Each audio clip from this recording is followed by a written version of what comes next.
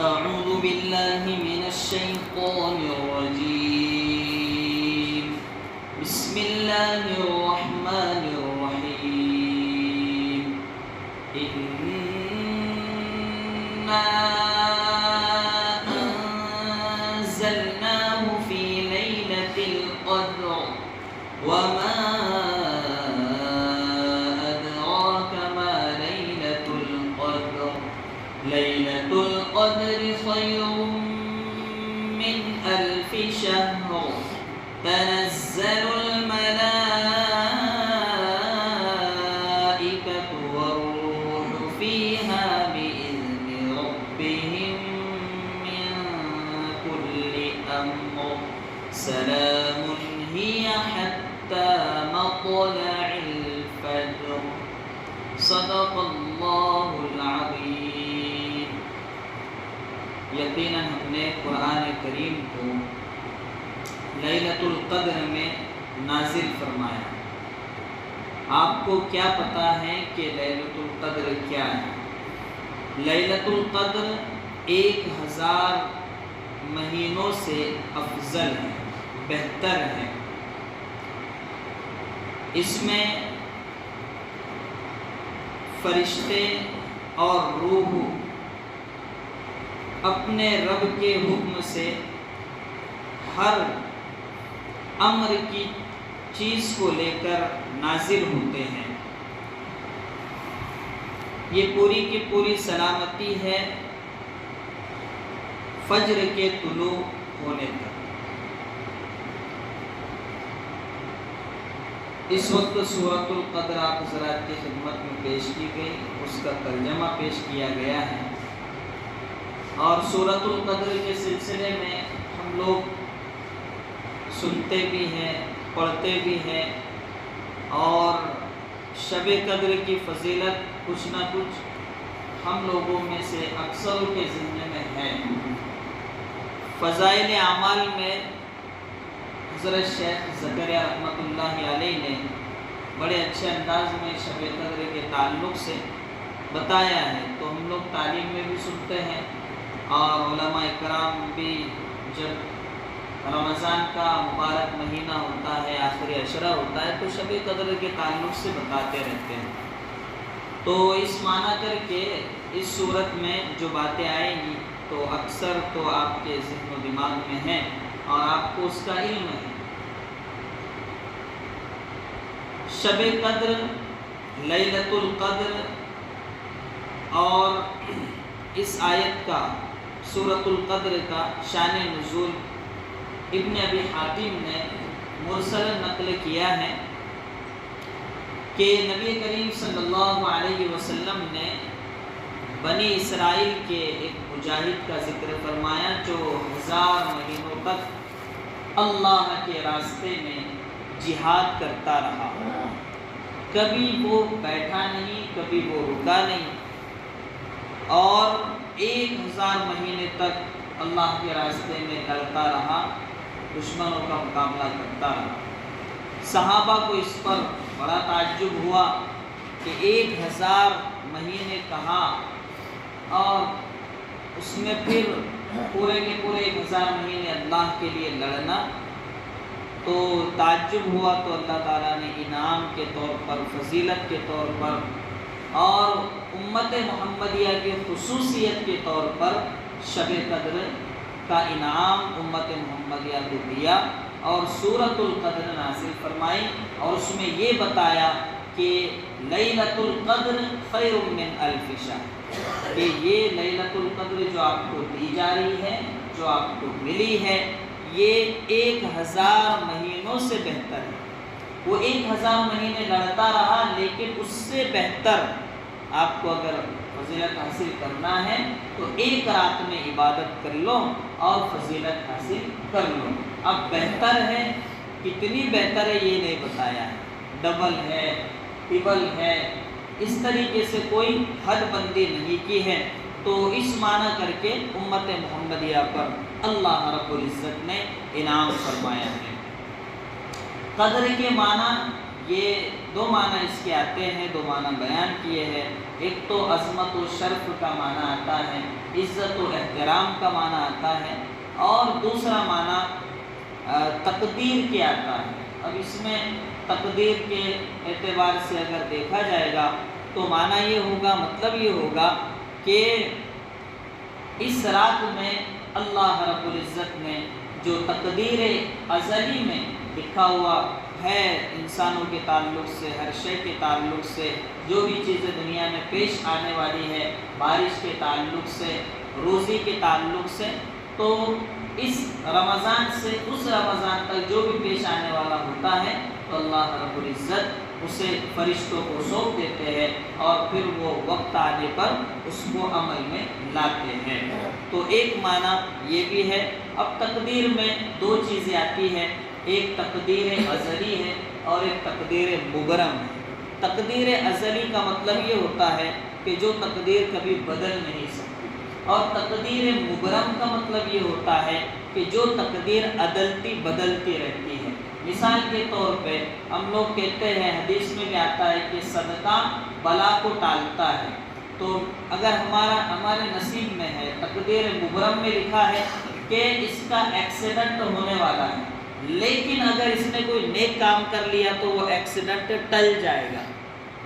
اب ہم پھاٹے پر ہمارے نصیب میں لکھا ہے کہ ایکسیڈنٹ ہے، لیکن یہ بھی لکھا ہے کہ اگر وہاں جانے سے پہلے صدقہ کر دیا تو وہ ایکسیڈنٹ، تو اس کو کہتے ہیں تقدیر مبرم۔ اور ایک ہی تقدیر ازلی، لکھ دیا گیا ہے کہ فلاں فلاں تاریخ کو اس کی موت آنی ہے، تو وہ ٹل نہیں سکتی۔ اب جو تقدیر کے تعلق سے جو سوال ہوتے ہیں، جو اعتراضات ہوتے ہیں، تو آپ سمجھ سکتے ہیں کہ جب تقدیر کی دو قسمیں ہیں، ایک تقدیر عدلتی بدلتی رہتی اور ایک تقدیر بالکل بدل نہیں سکتی ہے، تو آپ خود بخود اب جو سوالات ہوتے ہیں تقدیر کے تعلق سے، اس کے جواب آرام سے آپ دے سکتے ہیں۔ مثال کے طور پر اگر کہا جائے کہ بھائی اگر کوئی شخص کافر پیدا ہوا ہے اور کفر کی حالت میں مرا ہے، تو اس کا نصیب ہی، اللہ نے اس کو پیدا ہی ایسا کیا ہے، تو اس میں اس کی غلطی کیا ہے؟ نمبر اعتراض۔ نمبر دو، اگر کوئی کہے کہ فلاں فلاں گناہ کرنا یہ تو میرے مقدر میں تھا ہی، اب گناہ کر لیا، تقدیر میں لکھ دیا گیا تھا کہ یہ گناہ کرنے والا ہے، پھر اس کے بعد گناہ کر لیا تو پھر پہلے لکھا جا چکا ہے، اب کیا ہے تو اس پر عذاب کیوں؟ بھلے مسلمان کیوں نہ ہو، تو عذاب کیوں، سزا کیوں؟ ایک اعتراض ہوتا ہے، ایک سوال ہوتا ہے، اور لوگ کرتے بھی ہیں انجانے میں کہ جب نصیب میں یہ لکھا ہے اور کر رہا ہے آدمی، تو پھر اس پر عذاب اور سزا کیوں دی جاتی ہے اس کو؟ تو آپ کو میں نے کہا کہ تقدیر کی دو قسمیں ہیں، تو یہ جو کفر کا مسئلہ ہے تو یہ تقدیر مبرم کا مسئلہ، تقدیر مبرم کا مسئلہ ہے کہ اگر کوئی شخص تحقیق کرے، جستجو کرے اور علم حاصل کرنے کی کوشش کرے، جاننے کی کوشش کرے، اسلام کو پہچاننے کی کوشش کرے، معلومات حاصل کرنے کی کوشش کرے، تو وہ مسلمان بن سکتا ہے۔ ایسا نہیں ہے کہ اس کے نصیب میں یہ لکھ دیا گیا ہے کہ یہ بس کافر ہی ہے، ایسا نہیں ہے۔ اگر ایسا ہے تو پھر تو اللہ پر اعتراض ہو جائے گا کہ مجبور محض انسان ہے، اس کے نصیب میں یہ لکھ دیا گیا ہے کہ یہ کافر پیدا ہوا ہے، کافر ہی مرے گا، تو تو مجبور محض ہو گیا، اور مجبور محض کو سزا دینا یہ کون سا انصاف ہے؟ جو انسان مجبور ہے بالکل، وہ کر ہی نہیں سکتا، تقدیر کے آگے جا ہی نہیں سکتا، تو پھر اس تقدیر کی بنیاد پر اس کو عذاب دینا اور اس کو جہنم میں ڈالنا، یہ کون سی عقل مندی ہے؟ اس طریقے سے سوال ہوگا، لیکن ایسے سوال ہونے کی کوئی بات نہیں ہے، بلکہ اللہ رب العزت نے اس کی تقدیر میں یہ لکھا ہے کہ اگر یہ کوشش کرے گا، اگر یہ تحقیق کرے گا، اگر یہ جستجو کرے گا، معلومات حاصل کرے گا، غور و فکر کرے گا، تو اس کو ایمان مل سکتا ہے۔ آپ نے دیکھا ہوگا کہ بڑے بڑے کافر، بڑے بڑے سائنسداں، بڑے بڑے عیسائی، بڑے بڑے یہودی قرآن پڑھ کر مسلمان ہوئے۔ کیوں ہوئے؟ اس لیے ہوئے کہ انہوں نے تحقیق کی۔ تو ایسا کوئی سوال انسان نہیں کر سکتا۔ مثال کے طور پر کسی کے مقدر میں لکھا ہے کہ وہ فلم دیکھے گا، اب وہ جا رہا ہے فلم دیکھنے کے لیے کیونکہ اس کی تقدیر میں لکھ دیا گیا ہے، لیکن ساتھ میں یہ بھی لکھا گیا ہے کہ اگر وہ رکنا چاہے تو وہ رک سکتا ہے، وہ کوشش کرے تو وہ رک سکتا ہے۔